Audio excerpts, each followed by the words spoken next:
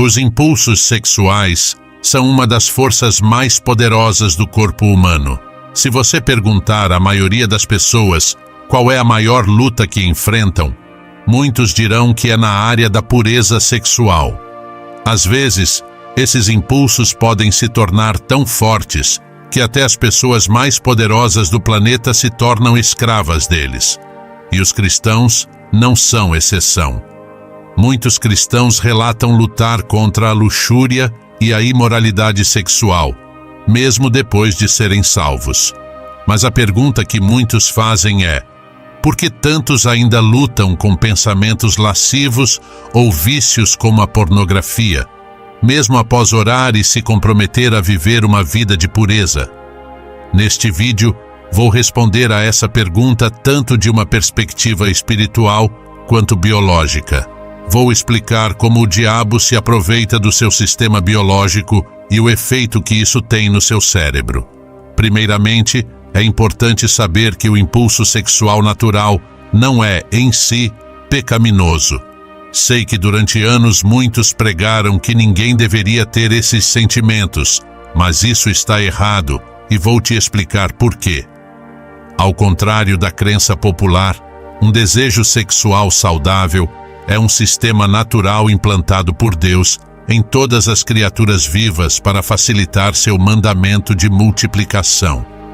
O problema surge quando esses desejos naturais são alimentados ou treinados de forma errada, levando à perversão. Para tudo que Deus criou, Deus também estabeleceu uma ordem natural, ou seja, tudo tem seus limites e a capacidade de ser controlado, se assim escolhermos.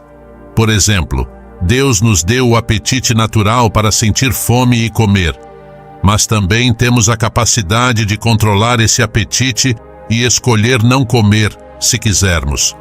Caso contrário, se continuarmos comendo sem controle, isso se tornará gula, que é insalubre. Em outras palavras, o desejo por comida ou sexo não é errado em si, mas Deus espera que exercitemos o autocontrole sobre eles. A diferença entre o sexo e a comida é que não há limites para quando podemos comer, mas para o sexo, ele é permitido apenas no contexto do casamento. Deus espera que exercitemos o autocontrole, que é também um fruto do Espírito. O apóstolo Paulo disse em 1 Coríntios 6:12: "Todas as coisas me são lícitas, mas nem todas convêm. Todas as coisas me são lícitas, mas eu não me deixarei dominar por nenhuma delas." Em outras palavras, mesmo que você tenha o poder de fazer algo, ainda é esperado que você esteja no controle e não seja dominado por essas coisas.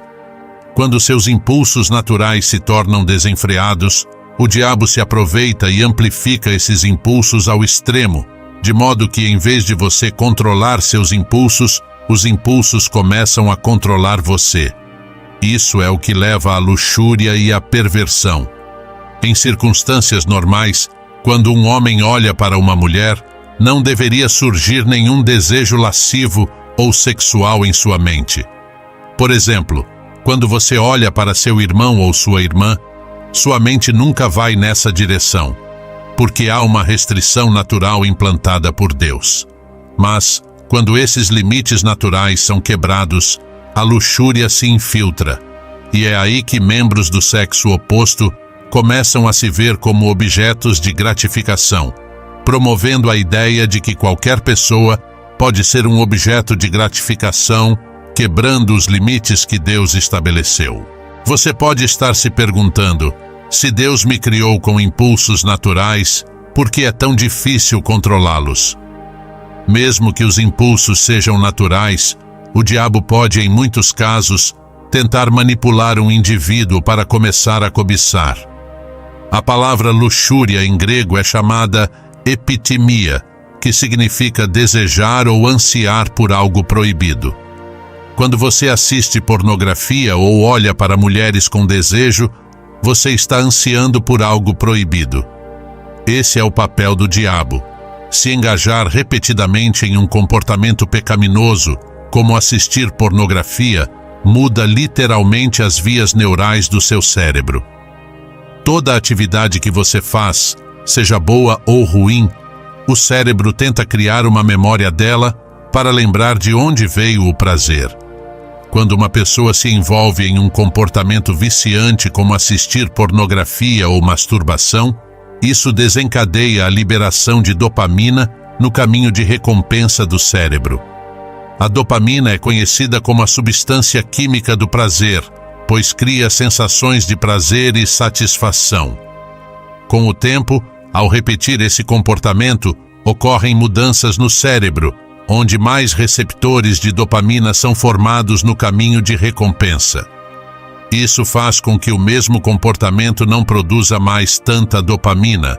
Então, a pessoa viciada precisa se envolver no comportamento com mais frequência ou de maneira mais intensa para alcançar os mesmos níveis de dopamina e sensações de recompensa ou prazer. Duas coisas acontecem aqui. Primeiro, o diabo está incentivando o indivíduo a continuar cobiçando ao assistir pornografia e outras coisas.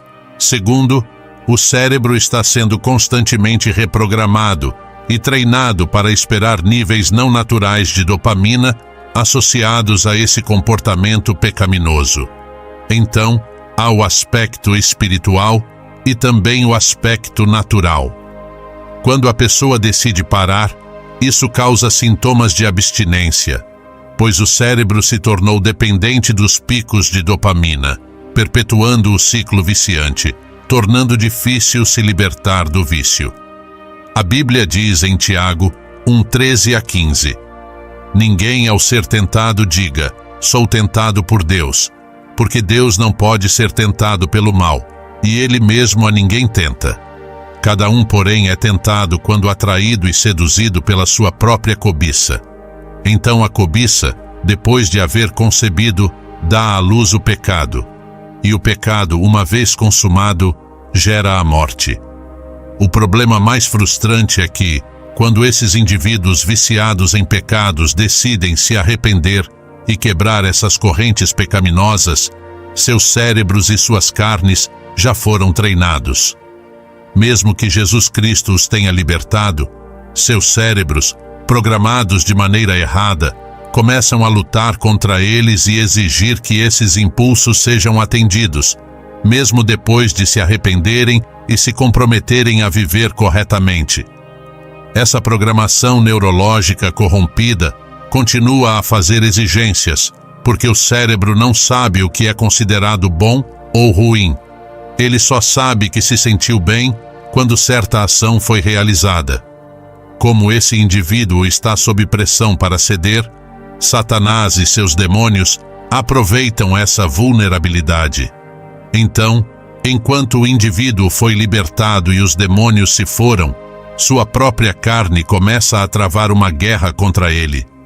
Se ceder à tentação e recair novamente, isso reabre a porta para que os mesmos demônios de luxúria entrem novamente e continuem a controlar você, perpetuando o ciclo viciante e tornando difícil se libertar do vício. Jesus disse em Mateus 12:43-45: Quando o espírito imundo sai de um homem, anda por lugares áridos, buscando repouso, mas não encontra. Então diz: Voltarei para a minha casa de onde saí. E voltando, acha-a desocupada, varrida e adornada. Então vai e leva consigo outros 7 espíritos piores do que ele, e entrando, habitam ali. E o último estado desse homem torna-se pior do que o primeiro.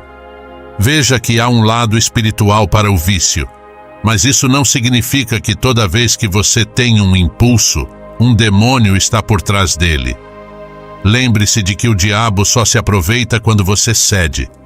Os impulsos naturais não te colocam sob pressão, mas quando se tornam persistentes e você começa a fantasiar ou cobiçar, já está cruzando a linha. Jesus alertou sobre isso em Mateus 5:27-28. Ouvistes que foi dito: não adulterarás. Eu, porém, vos digo que todo aquele que olhar para uma mulher com intenção impura no coração, já adulterou com ela. Não é o olhar em si que é errado, mas a intenção por trás do olhar. Por isso ele disse: todo aquele que olhar para uma mulher com intenção impura. A palavra-chave aí é com intenção, que se refere às intenções. Nesse caso, o indivíduo tem duas coisas lutando contra ele: sua carne e o diabo. O pecado molda a estrutura física do nosso cérebro, tornando difícil mudar padrões de pensamento e comportamento profundamente enraizados. Isso ajuda a explicar por que vencer a luxúria de uma vez por todas, muitas vezes, continua sendo uma batalha constante para os crentes que anteriormente cederam à tentação. A Bíblia nos adverte a não deixar nossos apetites nos controlarem, mas sim trazê-los sob a autoridade de Deus. 1 de Tessalonicenses 4:4 diz que cada um de vós saiba possuir o seu vaso em santificação e honra. Isso significa que somos responsáveis por colocar nossos corpos e desejos em ordem, não deixando que eles nos dominem. Mas a Escritura oferece esperança de que não estamos desamparados contra as artimanhas do diabo. 1 de Coríntios 10:13 promete: não veio sobre vós tentação senão humana, mas fiel é Deus, que não permitirá que sejais tentados além do que podeis suportar, antes com a tentação dará também o escape, para que a possais suportar. Isso significa que você pode superar qualquer tentação sexual, não importa quão intensa pareça, com a ajuda de Deus. Este vídeo é um lembrete de que você pode mudar a programação do seu cérebro e superar esses desejos.